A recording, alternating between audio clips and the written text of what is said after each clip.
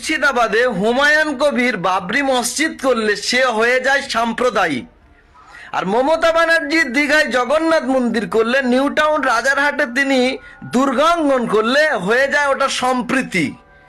ওনার জন্য এটা হালাল। হুমায়ুন কবির যদি তিনি মুর্শিদাবাদে বাবরি মসজিদ করে তার জন্য হারাম। এটা কি ধরনের দ্বিচারিতা?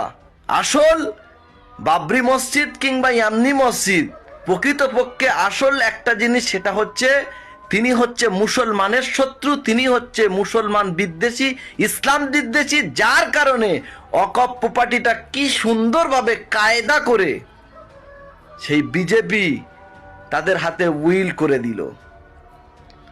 3-4 দিন মাত্র টাইম দিল, এর মধ্যে তথ্যগুলো আপলোড করতে হবে। ডিসেম্বর মাসের 5 তারিখ আর 27 তারিখে তিনি ঘোষণা দিচ্ছে মুসলমানদেরকে ভয়ঙ্কর একটা বিপদের মধ্যে ফেলে দিলেন আমাদের রাজ্য সরকার, যাকে আমরা মাসিহা বলে ভাবতাম এবং যাকে আমরা ভাবতাম বিপদে পড়লে উনি আমাদেরকে বাঁচিয়ে নেবে, কিন্তু আমাদেরকে বিরাট বড় বিপদের মধ্যে ফেলে দিল।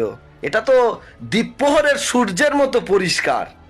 এখনো সময় আছে, ভাবুন, চিন্তা করুন, না তো আগামী দিনে আরো ভয়ঙ্করের মধ্যে ফেলে দিতে উনি কোনো দ্বিধাবোধ করবে না। আর একটা কথা তিনি বলেছেন যে আমি ডিটেনশন ক্যাম্প করতে দেবো না এবং ডিটেনশন ক্যাম্পে কারো যেতে হবে না। আমার তো ভয় করছে এবার যে উনি মুখ থেকে যা উচ্চারণ করেছে তার বিপরীত হয়েছে।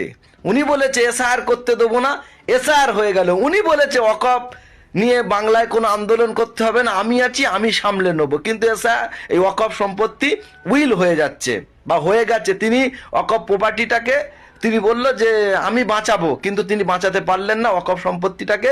তিনিও সমর্থন করে বিজেপির সাথে মদত দিলেন, একই সেম সিস্টেম, মানে যেটা বলছে তার উল্টোটা হচ্ছে। তিনি হঠাৎ করে ঘোষণা দিল ডিটেনশন ক্যাম্পে কাউকে যেতে দেব না। তার মানে কি আগামী দিনে আপনারা তৈরি থাকুন ডিটেনশন ক্যাম্পে যাওয়ার জন্য। আল্লাহর উপরে আমাদের ভরসা নেই।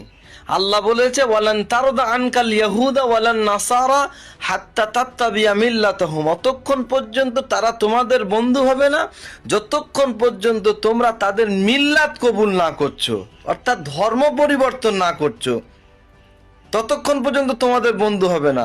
তাহলে এখন বন্ধুত্ব দেখাচ্ছিল তার আগে কেন? এই জন্য ওটা তো মিথ্যা বন্ধুত্ব। কারণ বন্ধু হয়ে যতটা ক্ষতি করা যায়, শত্রুতা করে ততটা ক্ষতি করা যায় না। ওজন্য ওই আয়াতের উপরে আমাদের বিশ্বাস ছিল না বলে, মানে আমল ছিল না বলে, ওজন্য আজকে আমরা বিপদের মধ্যে পড়েছি। না তো আমাদের বিপদের মধ্যে পড়ার তো কোনো কথাই ছিল না।